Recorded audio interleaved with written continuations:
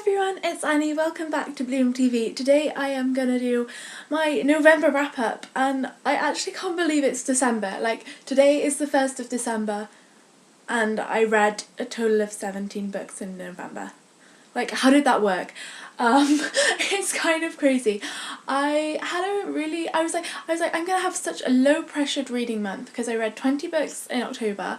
I was well ahead for my reading challenge on Goodreads, and I was like, oh no, I don't need to read so many books. And then I read a lot of books. But the first book I read was actually something that I've been reading since September for school, and it is 1984 by George Orwell. As you can see, it's got a lot of tabbing action going on, and on the sides. I've kind of been reading this on and off. If you've watched my September wrap-up, or my I was going to say my October one, but that never went up. If you're watching my September wrap-up, you know that basically something happened with my class in that they got it muddled up, and I'd read the books on my reading list, and then I got put into the other class, so I had a whole new reading list of books to read. And I've only read one, but it's all good. I finished this, and I did have a really massive struggle with getting through this book because we watched a film, as I explained in my September wrap-up, and that just really, I had no enthusiasm for reading the book after watching the film, because I really disliked the film, but I did really enjoy this. I wrote a kind of, not as a review of such, but because for me this book was unrateable. I was probably one of the only people in my class that didn't enjoy it as a novel. I really enjoyed studying this. I think this is such a fascinating book, and it's such an important book, and I think it's amazing, and I really appreciate George Orwell's work, but he is not my favourite author by any means. But I did really enjoy this, and I really enjoyed studying it actually with my teacher. Orwell is one of her favourite authors, and she makes his lessons so interesting, and I love it. And then I don't know why, but I decided that after that I needed yet more kind of not school stuff but classics to read, so I picked up The Winter's Tale by Shakespeare, and as I mentioned in my haul, I haven't actually read any Shakespeare fully as text. I've studied sections of plays in class, but I've never done full text, and this wasn't for school, but as I again probably said in my haul, I know that there is a ballet of this, as there's quite a ballet of quite a few of Shakespeare's plays, and that I know the Royal Ballet have done it with some of my favourite dancers, so that's what made me want to read this, so that, and if I ever saw the ballet, that I could kind of see where it came from, and I really enjoyed this. It's definitely wasn't, I think, from stuff that I've studied before, it wouldn't be my favourite, but this is just so ridiculously, amazingly funny. So many things happen in this book, and you're like, yes, okay, let's just go along with it. There's a really amazing bit at the end, if you've read it, where you're like, that isn't even possible, but the ridiculousness of it just makes it so funny. And I really enjoyed this, and I read it in like 2 days. So yes, I'll be all prepared not all prepared, but I'll be prepared if I ever study it, which I probably will at some point. And then after that, I decided to reread one of my favourite books of the year, and that is Laurie Halse Anderson's The Impossible Knife of Memory. I've talked about this quite a few times, and I've also done a review of it, so I won't really talk about the plot too much here. I'll just say that I loved it even more the second time round. I actually tabbed it with all my favourite quotes and scenes and moments, because that's what I do when I reread books. And this book is just amazing, and I love Laurie Halse Anderson, and I really shouldn't say anything more because I could do with a whole video on her books. Actually, at some point when I've read more of her work, I probably will do an author spotlight video on her, because I feel like she's a really important writer who I really love her work. And then the book I actually read second this month, or finished right on the first day of November, is Gone Girl by Gillian Flynn, and this was so good. I picked this up because I really wanted to go and see the film because it's got Rosamund Pike in, and me and my mum love Rosamund Pike. I kind of have a bit of an obsession with her. That sounds weird, but I just really admire her as an actress, and I love a lot of things that she's in. And I saw that she was going to be in this, and knew I wanted to read the book, so I was like, I'll read it and then go and see it in the cinema. never saw it at the cinema because my mum just wasn't up for it, and I got so busy I never ended up going to see it. But this was a really good book. I think I gave it 4 or 4.5 stars on Goodreads. And it's just crazy. Like, you probably all know what this is about. It's kind of about two people who are in a marriage, and on their anniversary the wife, Amy, goes missing. And it's a psychological thriller, and it is just so twisted, and there's like a twist in the middle, and I just didn't see it coming. Like, Gillian Flynn just kind of lulls you into this false sense of security, and then I was like, wait, what? Like, at the beginning of the second part, and I just really, really want to read more from Gillian Flynn, and I just think this is such a great book. And I really, I've read a couple of interviews or like quotes from Gillian Flynn, and I think sounds like a really amazing person. Like, I agree with a lot of the things that she says regarding kind of like women in literature, and female villains in literature, and yeah, this was awesome. And I think I'm probably going to pick up some of the other books by her. And then I also read 2 kind of standalone contemporaries. I'm doing this really out of order with how I actually read books. I'm just kind of doing it by section, but because there are so many books here. And the next book I read was a new release from November, and that is Girl Online by Zoe Suck. And this came out last week on the 25th, 27th, around that time. This is obviously Zoella, who is probably one of the most famous British vloggers or vloggers ever, and she does beauty and lifestyle and vlogs, kind of like daily, she kind of does vlogs on her vlog channel, and then she does beauty and fashion videos and kind of lifestyle things on her other main channel. And I wanted to buy this and support her, because I knew that this was possibly, if not being ghostwritten, I knew she was going to have a lot of support in this from Penguin. And I think I do disagree with that slightly. Like, it's not something that I'm very much against, but it is something that I am wary of if I know that that's something that's happened in a book, because I just think there are so many authors that are trying to get published who are very, very talented, and there's people being approached who are just being used for their fame, for money. And that might be a controversial view, but that's what I believe. And obviously I don't really know the origins of this book, but what I did know is that it had a very cutesy plot, and that it also dealt with anxiety and panic attacks. And I think that's something that isn't dealt with enough in YA literature, let alone right treatment of mental health. And I think it's something that should be treated more in a positive way.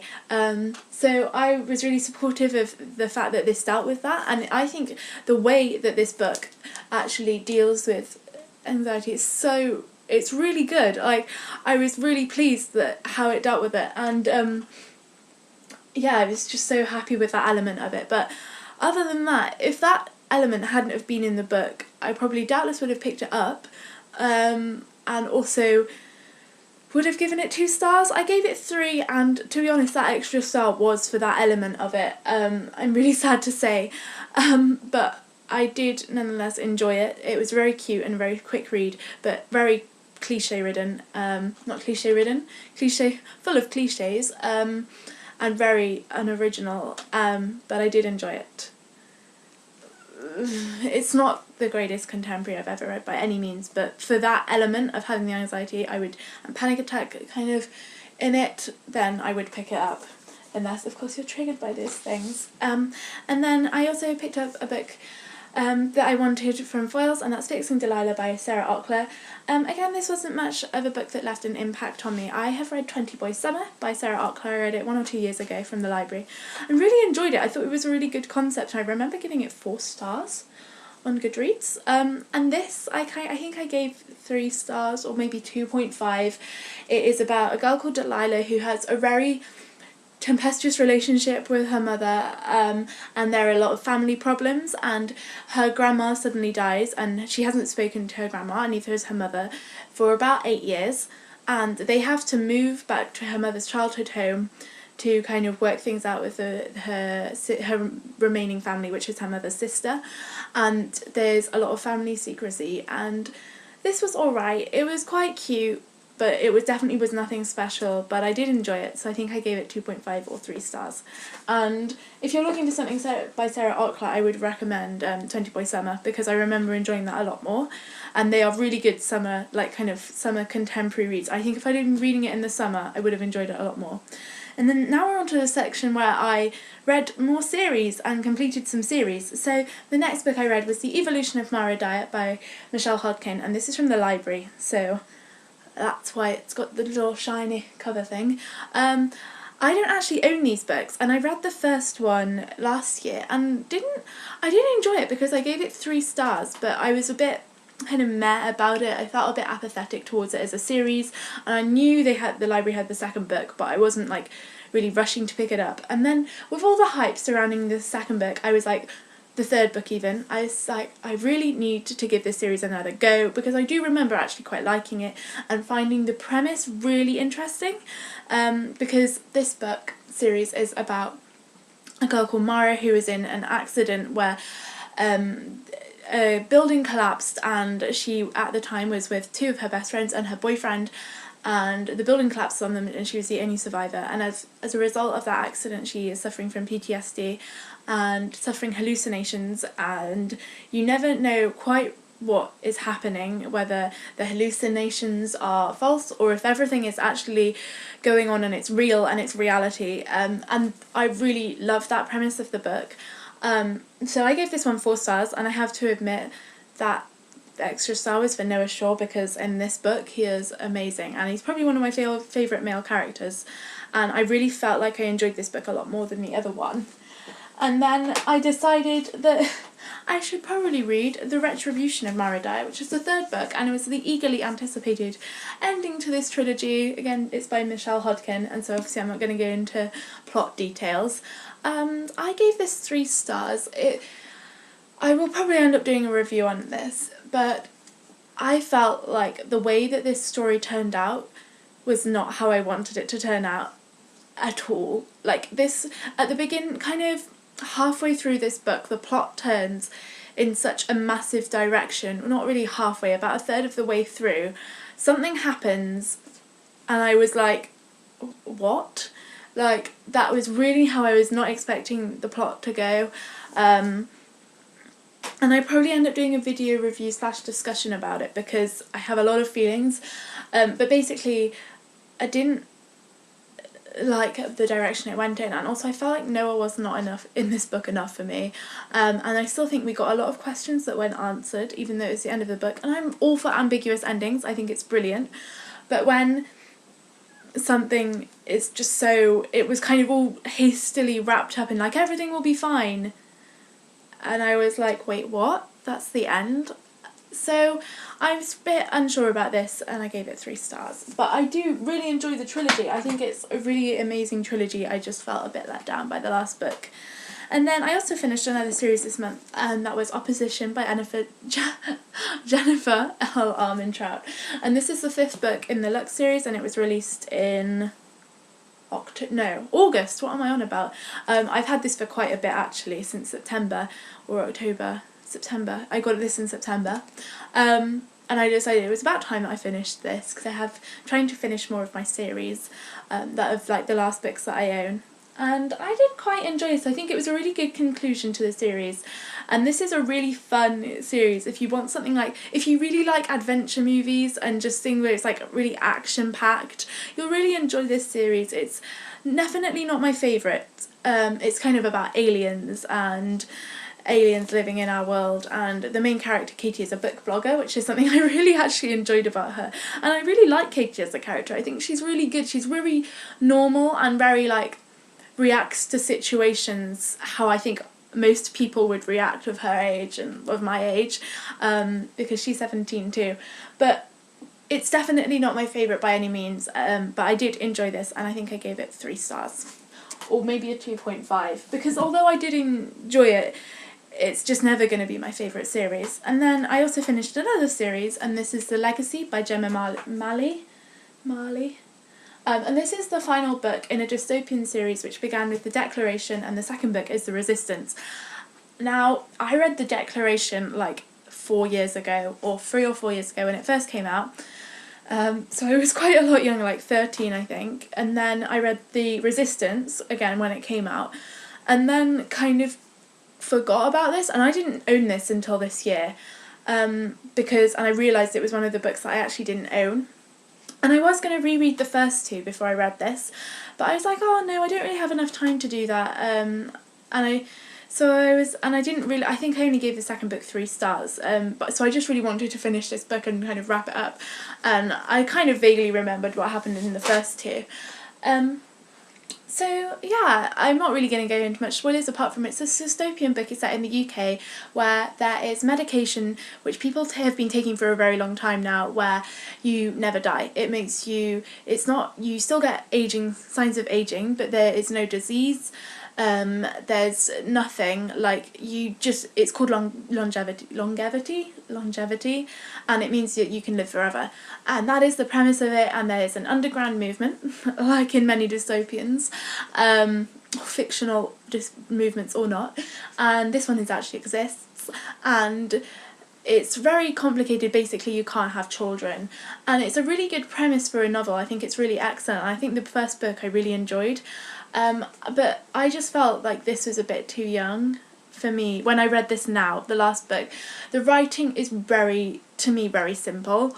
I don't really appreciate the writing style. I didn't really connect with any of the characters. Anna, who is the main character in the first 2 books, kind of steps back a bit in this book, and I didn't really like the main character in this book, who is like kind of the main protagonist, is introduced in the second book. He's called Jude, and I just never really felt connected to him as a character, and I just didn't. I think it was summed up really nicely. I think it was a good plot ending, and it had a big plot twist at the end, but I still only gave this 2 stars because unfortunately the writing and the characters at this time just weren't for me. And then I started some series this month as well, and I can tell this video is going to be horrifically wrong, but not wrong, and I've only got 5 books left, I promise.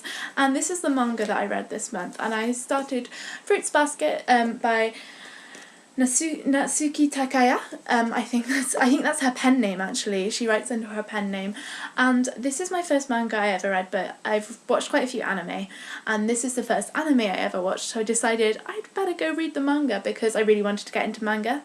And as I explained in my haul, I had to buy this, and I'll have to buy all the other volumes second hand because they're out of print now. And I really enjoyed this. I thought it was such a cute story, and I'm so excited to carry on with it. It is about a girl called Toru, and her mother has died, and she was living with some family, but it turns out that she needs to live on her own for a bit or stay with a friend, so she decides to camp out in a tent. Quite unrealistic premise, and kind of she's living there, going to school, working to kind of pay for everything, and she one day on her way to school she discovers a house, and here live the Soma family.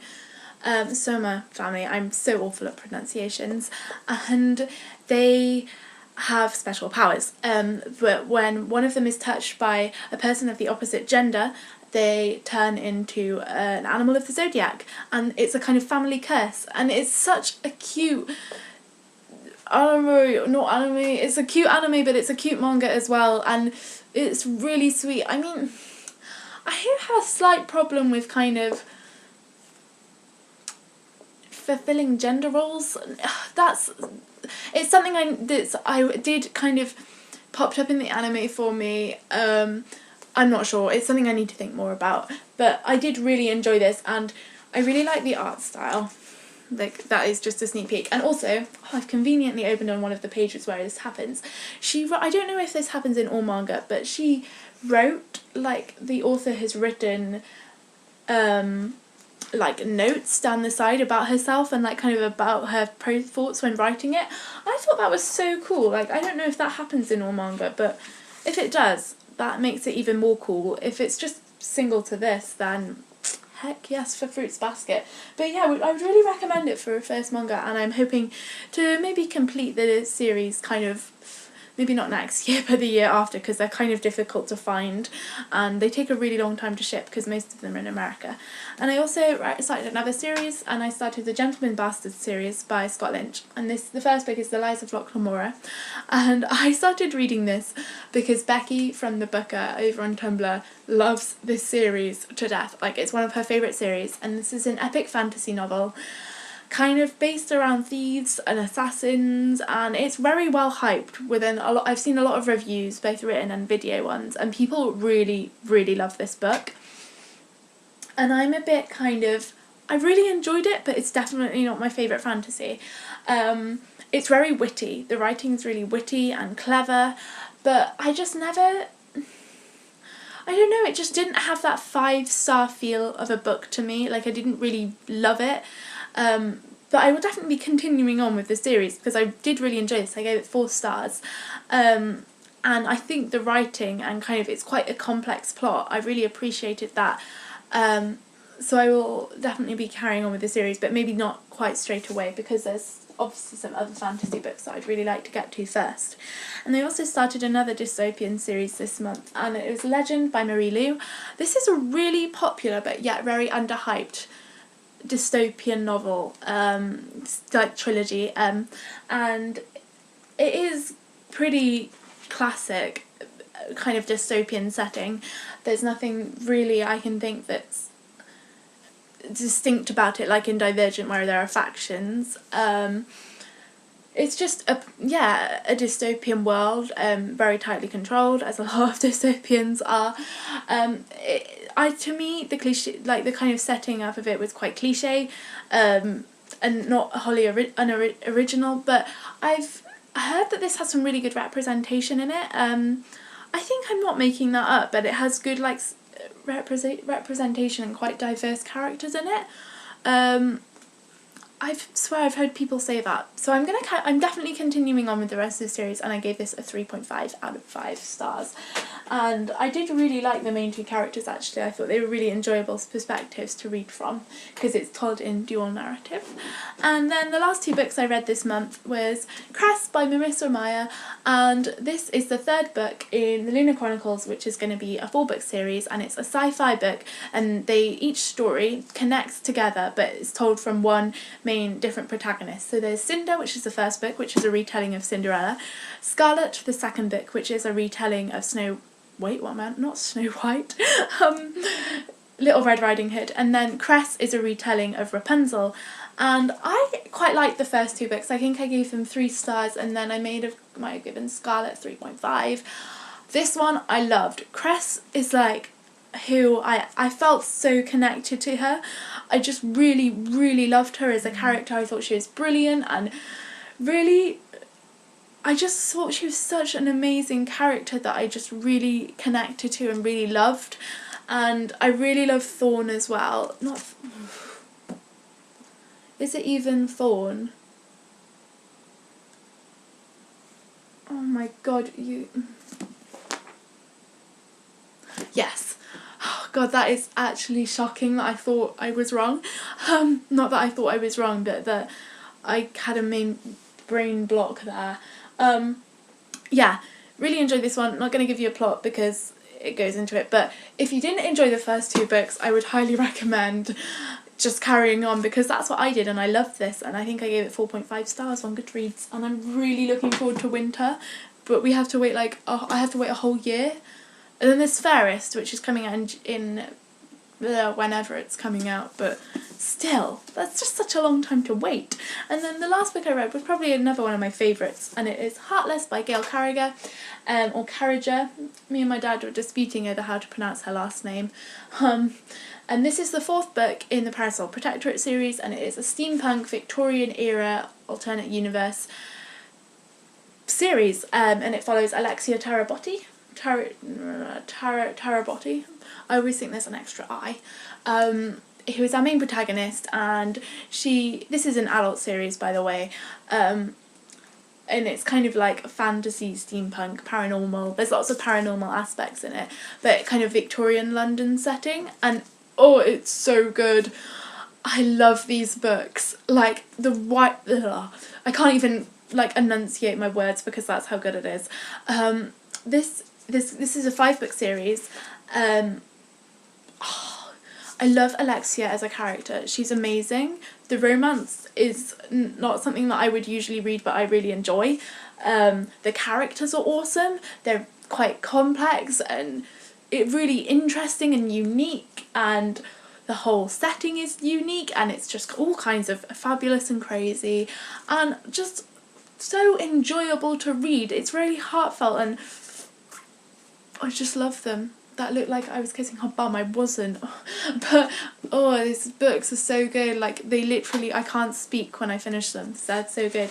And the first 3 I gave 4 stars, and this one I gave 4.5 because of the ending. And basically it's just a sign, because the next book in her new series that she's starting, called The Custard Protectorate, the first book of that, which is called Prudence, comes out on my birthday next year. I've already pre-ordered it, but I mean, why not? Like, that is a sign that it's my favourite series. Well, not my favourite after Harry Potter, but it is definitely one of my favourite fantasy series, and it's just really good, and I highly recommend it. And if my amount of blabbering hasn't told you how good it is yet, I don't know what will. So, and also the covers. I think this cover is my favourite because it's purple, and that's my favourite colour, and I just whacked myself in the face with a book. I'm gonna shut up now, and I thank you so much for watching my really rambly 26-minute long November wrap up. As I did say, to be fair, I read 17 books, like, in a month, whilst doing everything else that I do, which isn't much, but yeah. That's a lot of books, so that's why this video has been really long, and I don't blame you if you stop watching it. So if you've got to the end, I am so proud of you. And I will see you all soon with a Christmassy TBR. Bye!